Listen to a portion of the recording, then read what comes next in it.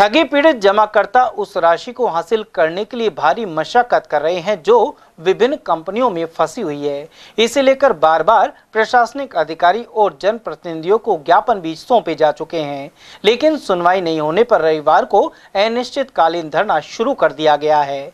संयोजक मोहनलाल जैन और प्रचार मंत्री गुलाब चंद ने बताया कि प्रधानमंत्री नरेंद्र मोदी ने वर्ष 2019 में बर्ड्स एक्ट लागू करवाया था, लेकिन इस पर अभी तक अमल नहीं हुआ है। जबकि चिटफंड कंपनियों में फंसी राशि सरकार ने 180 दिन में वापस दिलवाने का प्रावधान किया था।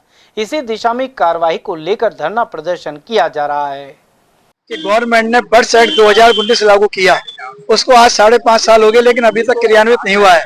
जितनी भी चिटफंड कंपनियां हैं जो पैसा लेके चली गई हैं, उनको वापस देने का गवर्नमेंट ने 180 दिन में प्रावधान रखा।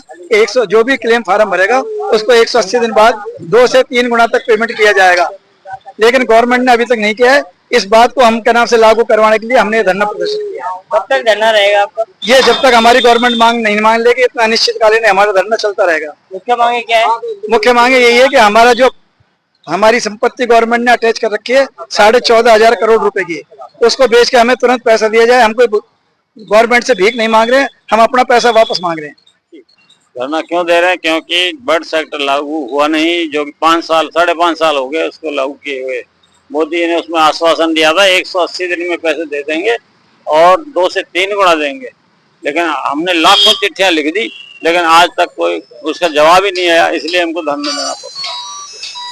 उधर राजेंद्र कुमार सेन और देवेंद्र सैनी ने बताया कि लोगों ने अपने भविष्य के लिए इन चिटफंड कंपनियों में निवेश किया था, लेकिन करीब 3 लाख चिटफंड कंपनियां बंद होने से निवेशकों की रकम अटक गई। इसके बाद भारत सरकार ने जमा रकम वापस करने के लिए बर्ड्स एक्ट के तहत 180 दिन में सभी पीड़ितों का संपूर्ण धन वापस करने की गारंटी दी थी, लेकिन आज तक किसी की राशि नहीं लौटाई गई है। ऐसे में कई लोगों ने तो आत्महत्या तक कर ली। इसके चलते प्रदेश भर के जिला मुख्यालयों पर असहयोग आंदोलन के तहत धरना शुरू किया गया है।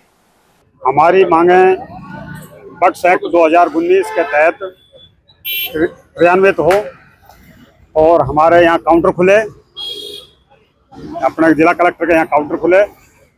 सरकार ने बर्ड्स एक्ट 2019 को 5 साल हो चुके हैं लागू हुए, और अभी तक मतलब उसको किसी भी धरातल पर नहीं उतारा है।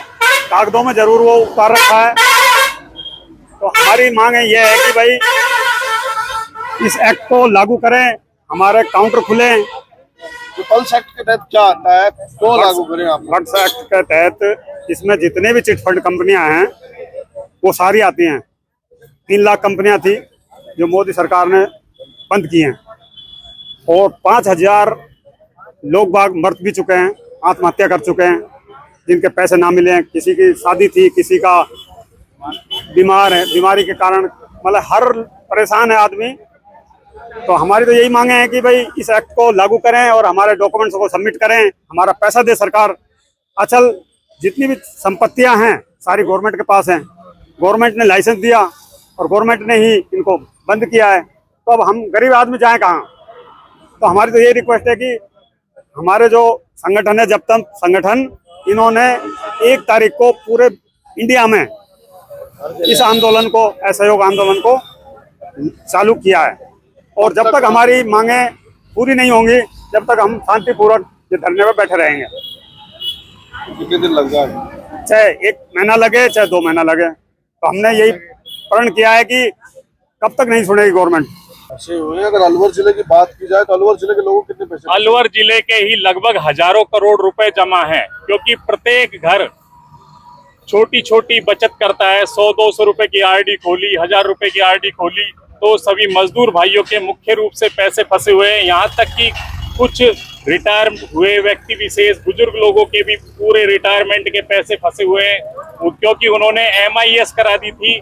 जैसा कि आदर्श क्रेडिट कोऑपरेटिव सोसाइटी 12% ब्याज देता था, सहारा इंडिया भी लगभग इतना ही देता था। तो उन्होंने सोचा हर महीने हमें ब्याज के रूप में पैसा मिलता रहेगा, हमारा जीवन निर्वाह होता रहेगा। लेकिन आज की स्थिति यह है, उनका मूलधन भी जमा हो गया और उन्हें अब क्या है, महीने में ब्याज के रूप में पैसा भी नहीं मिलता है। अब उनके पास ना तो इलाज कराने के लिए पैसे हैं और ना ही अपना जीवन निर्वाह करने के लिए, रोटी खाने के लिए पैसे हैं, यहाँ तक कि वे अपने परिवार के व्यक्ति विशेषों के लिए भी कांटे की तरह चुभ रहे हैं, क्योंकि उनके पास एक सरकार पैसा से भी नहीं है। आपकी क्या मांग है और कब तक आप धरने पर बैठे रहोगे?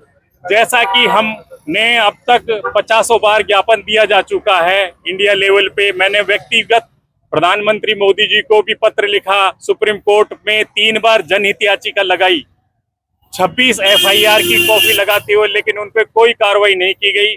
अतः अब हमने अंत में यह तय किया है कि अनिश्चितकालीन धरना प्रदर्शन ये चलता रहेगा जब तक हमें चिटफंड एक्ट के तहत कार्रवाई करके मैं ब्याज सहित हमारा भुगतान नहीं कर दिया जाए, चाहे वो बीजेपी की सरकार रहे, चाहे कांग्रेस की सरकार रहे, चाहे बसपा की सरकार रहे।